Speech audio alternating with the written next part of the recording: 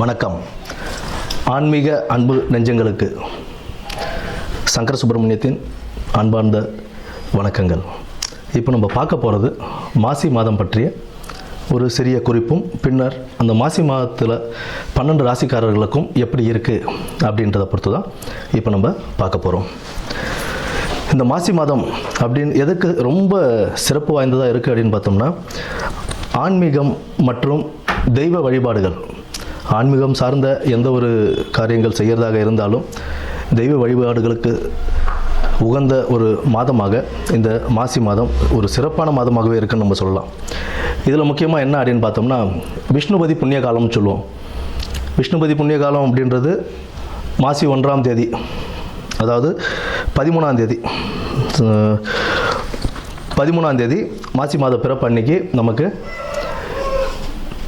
பின்னிரவு, அதாவது விடியற்காலை அந்த 1:30 மணின்னு சொல்லுவோம் இல்லைங்களா, 1:30 மணிலேருந்து காலை 10:30 மணிக்குள்ளே விஷ்ணு பகவானை நம்ம வழிபடுறதுனால அந்த நேரத்தில் நம்ம வழிபடும் போது நம்மளுடைய 7 ஜென்ம பாவங்களும் தீரும் அப்படின்றது ஒரு நம்பிக்கையாகவே இருக்குது நமக்கு. மேற்படி செல்வ வளமும் எல்லாமே நமக்கு கிடைக்கும் அப்படின்ற ஒரு இதுவும் உண்டு. விஷ்ணு பகவானை துளசி மாலை அணிவித்து நம்ம வழிபட்டுக்கிட்டு வந்தோம். பெருமாள் விஷ்ணு துளசி மாலை அணிவித்து அந்த விடியற்காலை 1:30 மணியிலிருந்து 10:30 மணிக்குள், காலைல 10:30 மணிக்குள்ளே நம்ம வணங்கிட்டு வரும்போது நமக்கு உண்டான செல்வ வளமும் கிடைக்கும் அப்படின்றது சொல்கிறாங்க. குடும்பத்தில் ஒரு மகிழ்ச்சியும் நிலவும், இருக்கிற பிரச்சனைகள்லாம் படிப்படியாக குறைய ஆரம்பிக்கும். அதாவது இத்தனை வருடத்தில் நீங்கள் ஏகாதசி விரதம் இருந்திருப்பீங்க அப்படின்னா, அந்நிய தினத்துக்கு விஷ்ணுபதி புண்ணியகாலம் அப்படின்ற அந்த தினத்தில் நம்ம விஷ்ணுவை வழிபடும் போது எத்தனை ஏகாதசி, பல ஏகாதசிகள் விரதம் இருந்ததுடைய பலன் நமக்கு கிடைக்கும் அப்படின்றதும் சொல்கிறாங்க. அடுத்தது பார்த்தோம்னா, இந்த மாசி மாதத்திலேயே சிவராத்திரி, மகா சிவராத்திரின்னு சொல்லுவோம். மாசி மாதத்தில் வரக்கூடிய சிவராத்திரியை, அந்த சிவராத்திரி சிவபெருமானுக்கு உகந்த ஒரு தினமாக நம்ம அதை கொண்டாடிக்கிட்டு இருக்கோம், மகா சிவராத்திரியை. அடுத்து மாசி மகம், அம்பிகை ஜனிச்ச நாளாக அந்த மாசி மகத்தை நம்ம வணங்கிக்கிட்டு வரோம். அம்பிகைக்கு ரொம்ப உகந்த நாள் அந்த நாளில் தான் நமக்கு இந்த நீராட்டெல்லாம் செய்வாங்க.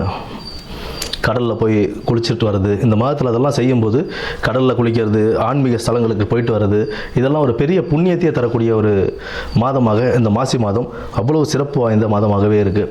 இந்த மாசி மாதத்தில் பெண்கள், திருமணமான பெண்கள் தாலி பிரித்து கோத்தாங்க அப்படின்னா அவ்வளோ விசேஷம். அடுத்தது இந்த பூணல் அணிவிக்கும் இதுவும் சொல்லுவாங்க. மாசி பூணல் பாசி படியாதுன்னு சொல்லுவோம். மாசி மாதம் பூணல் அணிஞ்சால் அவ்வளோ விசேஷமாக கருதுவாங்க. புதுசாக பூணல் போடுறாங்க அப்படின்னா, யஜ்ஞோபவிதாரணம் செய்கிறாங்க அப்படின்னா, அதுக்கு மாசி மாதத்தை மேக்ஸிமம் ஆட்கள் மாசி மாதம் தான் தேர்ந்தெடுப்பாங்க. ஏன்னா அவ்வளோ விசேஷமான ஒரு மாதமாக இந்த மாசி மாதம் இருக்குது. அது மட்டும் இல்லாமல் புனித நீராடுதல், விரதங்கள், குலதெய்வ வழிபாடு, இதெல்லாம் நம்ம பண்ண இந்த மாதத்தில், இந்த மாதம் ஃபுல்லாகவே ஒரு சிறப்பான மாதம் தான். ஆன்மீகத்துக்கும் தெய்வ வழிபாடுக்கும் ரொம்ப ஒரு சிறப்பான ஒரு மாதமாகவே இந்த மாதம் அமையும். இனி வரப்போவது 12 ராசிகளுக்கு உண்டான பலன்களை என்னன்னு நம்ம பார்ப்போம். நன்றி. ரேவதி நட்சத்திரம், ரேவதி நட்சத்திரக்காரர்களுக்கு இந்த மாசி மாதம் எப்படி இருக்கும்? ரேவதி நட்சத்திரக்காரங்களுக்கு இந்த மாசி மாதம் பொறுத்த வரைக்கும் குடும்பத்தில் சிறு சிறு சலசலப்புகள் ஏற்பட்டாலும் அது சுமூகமாக ஒரு தீர்வு காணக்கூடிய ஒரு நல்ல மாதமாக இருக்கும். ஈகோ கிளாஷஸ் இல்லாமல் குடும்பத்தில் கணவன் மனைவி இருக்கும்போது ஆட்டோமேட்டிக்காக எந்த பிரச்சனையும் இல்லாமல் ஒரு நல்ல ஒரு முன்னேற்ற பாதைக்கு வழிவகுக்கும். உடல் ஆரோக்கியத்தில் ரொம்ப ரொம்ப கவனம் தேவைங்க. ஏன்னா உங்களுடைய உடல் ஆரோக்கியத்தில் இப்போ ஜென்மத்தில் சனி இருக்கிறதுனால, ஜென்மத்தில் சனி வரப்போகிறதுனால உங்களோட உடல் ஆரோக்கியம் ரொம்பவே இதுவாக இருக்கும். அதனால் கொஞ்சம் பார்த்து பத்திரமா இருக்கிறதுன்றது கொஞ்சம் முக்கியமாக இருக்கும். இயற்கையான உணவுகள், ஆரோக்கியமான உணவுகளை எடுத்துக்கிட்டு உங்கள் உடல் ஆரோக்கியத்தை பேணி பார்க்கறதுன்றது ரொம்ப முக்கியம். வேலை செய்கிற இடத்துல சக ஊழியர்களுடனும் மேலதிகாரிகளும் நல்ல ஒரு பரஸ்பர உறவை மெயின்டைன் பண்ணுறதாங்க நல்லது. அவங்களோட ஃப்ரெண்ட்ஷிப் இருந்தால் மட்டும்தான் நீங்கள் அடுத்த ஸ்டெப்புக்கு ஜாபில் நவர முடியும் அப்படின்ற ஒரு சுச்சுவேஷனுக்கு நீங்கள் தள்ளப்படுவீங்க.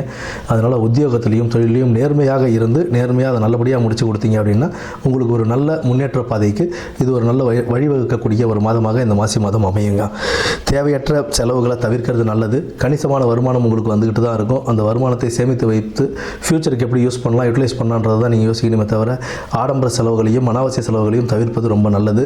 வீண் விவாதங்கள், வாக்குவாதங்கள் இவற்றையெல்லாம் தவிர்த்தால் வாழ்க்கையில் ஒரு நல்ல ஒரு முன்னேற்ற பாதைக்கு நீங்கள் போகிறதுக்கான வாய்ப்புகள் அதிகம். உத்தியோகத்தில் உழைப்பு அதிகம் தேவைப்படும். கடின உழைப்பின் மூலமாக மட்டுமே நல்ல பேரு புகழை எடுக்க முடியும்.